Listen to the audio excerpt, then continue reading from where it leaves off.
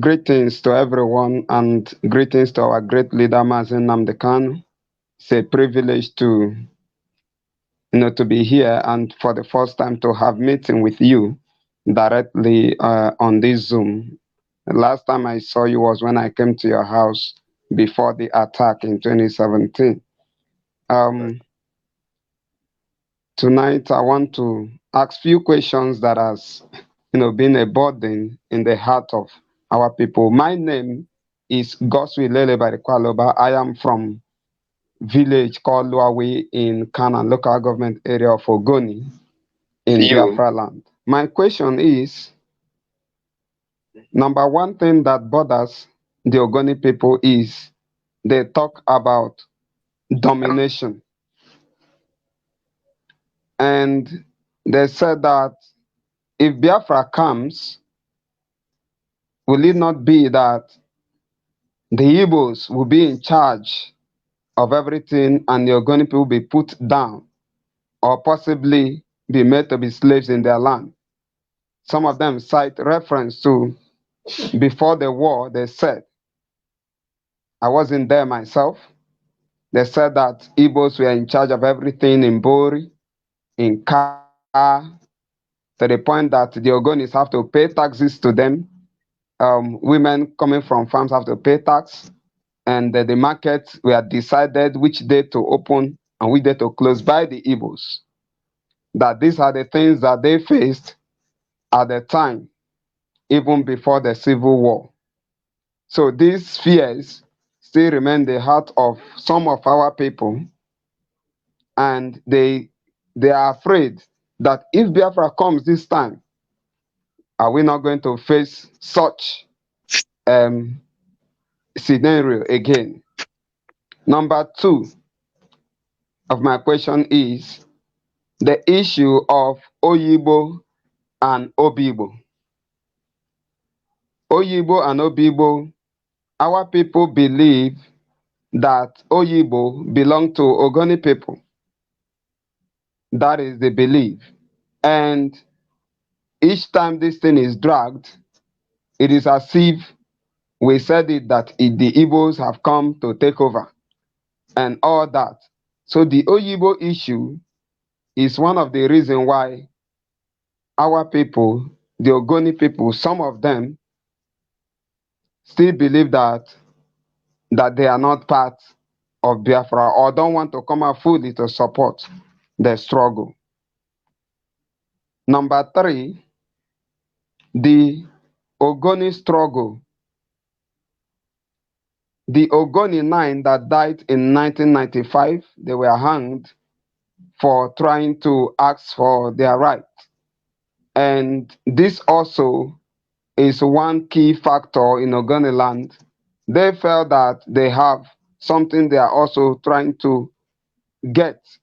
And for this reason, whether or not they are doing it, they feel they needed a separate state. And this is one of the reasons.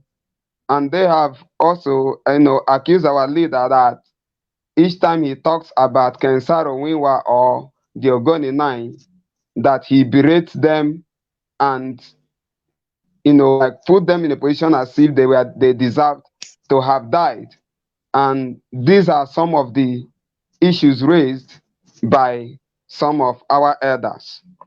Then number four, I would like our leader to, by this meeting also, throw light on how is it going to be finally when Biafra comes, what is the fate of the Ogoni people? Because some are afraid that it will be another Nigeria scenario. Thank you very much, sir. Thank you very much. Thank you very much, Mr. Lily Barry Godswill. Um, yes, can we have our leader answer that if it's clear? Thank you very Thank much. you. I'm here. Um, I will mix your. I think by the two answers I'll provide, it will have taken care of the four questions that you asked, Godswill. I know I respect your diligence. I like the work that you're doing, and the work that I believe that the Ogoni nation will do in Biafra in years to come. The thing is this. Let me start with Obigbo. What was the name before it was changed to Oyibo? The name was Obigbo. That's the name. But it's a small, tiny piece of land. Why would anybody say that a small, tiny piece of land is the reason why they don't want to seek their freedom? I find it astonishing. A small, tiny piece of land. That doesn't mean anything. That is more important than all the pollution happening around us. I have said this before, allow me to repeat. I want everybody, I want every nationality within Biafra to be on their own. And when people talk about Ogoni, this is one thing that I don't quite understand. I don't know how white people did this thing to us. A white man came into our land, divided us so much that we do not know who we are anymore. Ogoni cannot live in isolation. Every clan, where we come from, Arochukwu is a clan of people. Do you understand me? We have clans all over the place. The Oru people, these people that came from Igodomigodo to settle in the present day Ihiala, they are a clan of their own. Ibuku is a clan of their own. Nobody is saying that they are separate. No man can be an island. You didn't fall from heaven. You must have come from somewhere. I was the people going about looking for my relatives. This work we are doing now, or that culminated in what we are having today, I started this work as far back as 1997 to unite our people. 97, 98, to unite our people. Because I know who my relatives are. If you're my relative, why wouldn't you be comfortable being with me? That is the same thing that used to happen. You see this thing that you're saying about people having this fear about Igbo domination. Do you know that where we come from? I'm from so-called Abia State. Let me use it for the purpose of this very meeting. Do you know that in Abia State, in those days, they used to say Anambra people are the problem, they will dominate us. If we get Biafra tomorrow, Anambra will dominate. You go to Enugu, that was the same argument that CCONO was making. If we are free, then Anambra will dominate. That he was saying why white people will suffer. It's something that we're having with the Ogoni people. I don't like it. We are one people. But that doesn't mean we are going to run down anybody's culture or way of life. If you go to Abreba, Abreba and the Ejagam people are the same thing. One people. A white man came, he used Willings Commission, they used their boundary commission to cut us into pieces. When I was at Government College, my alma mater, we went to the same school. We are one people. But sometimes we allow minor things to get into our way of reasoning. We allow meaningless inferiority complex to overtake us. I am from, so to say, Abia State today. But I don't think there is any Anambra man or woman who doesn't believe in my leadership. But many years ago, people would say, oh, if you're not from Anambra, nobody will follow you. Only them wants to do. That is all rubbish. I don't believe in it. Obigbo is nothing. If relocating the whole people in Obigbo to another land to make our people become part of Biafra, then so be it. All the things are meaningless. We all want to be free, to grow our economy, to live in a land we're all going to be very proud of. I said it during my brief broadcast a while ago. Anytime that somebody tells you an Igbo man wants to suppress you, that person is your enemy. We believe in autonomous community. I'm not saying they are not horrible. Of course, there are horrible people. People have come out to say before, oh, only Anambra can rule.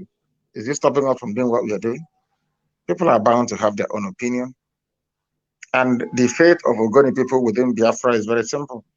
If Ogoni wants to exist as a separate entity on their own, they're more than welcome to do so. If they want to look for their people, their flesh and blood, then they're more than welcome to do so. But everybody is going to be free in Biafra. We are going to take freedom to the grassroots. Languages will preserve everything. Nobody. I have said before, we are going to have independent nations within Biafra. Because I want to speak Igbo language. I don't want anybody to. I don't want to force anyone to speak Igbo. I mean, I love Ibibio language.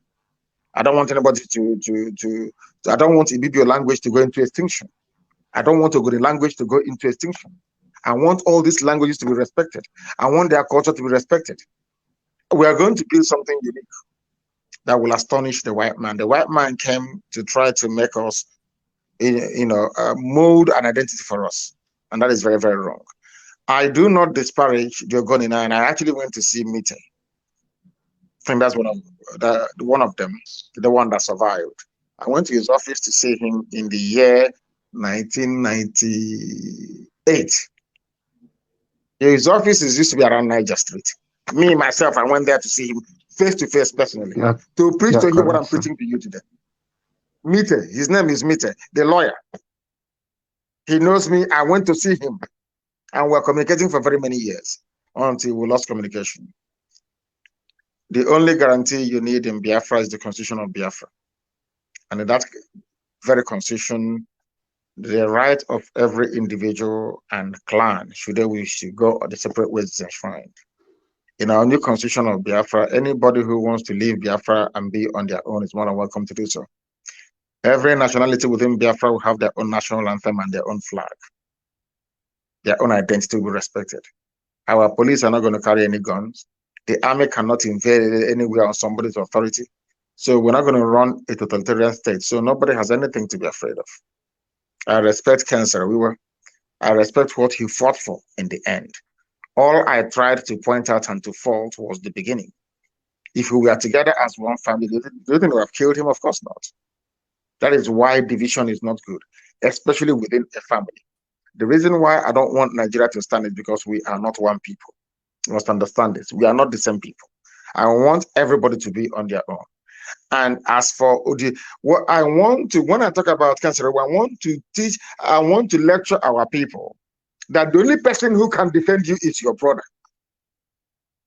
And this is what I wanted to preach on that very day. You came to my house, arrangements were made for me to go to Ogoni land, but it wasn't possible because I was attacked on my way to Ogoni land. If not, I will come before the elders to preach something that I'm preaching to you now. We have to be one. When we go and get freedom, then we can go our separate ways if we want. But to tell me that an Igbo man will travel from Igbo land and go to Ogoni land to tell them what to do when Biafra comes is rubbish. Bunkum. Cannot happen. I won't allow it. An Igbo man cannot go to Igede. If Igede wants to be on their own, they be on their own. Nobody can force anybody to do anything. All these things will be in our constitution. And everybody will get the right to vote according to clan. Every clan will vote to join. If Ogoni votes and says they don't want to join Biafra, I wish them all the best with Fulani Janjaweed. But if they come with Biafra, I know the type of future that awaits them. Thank you very much.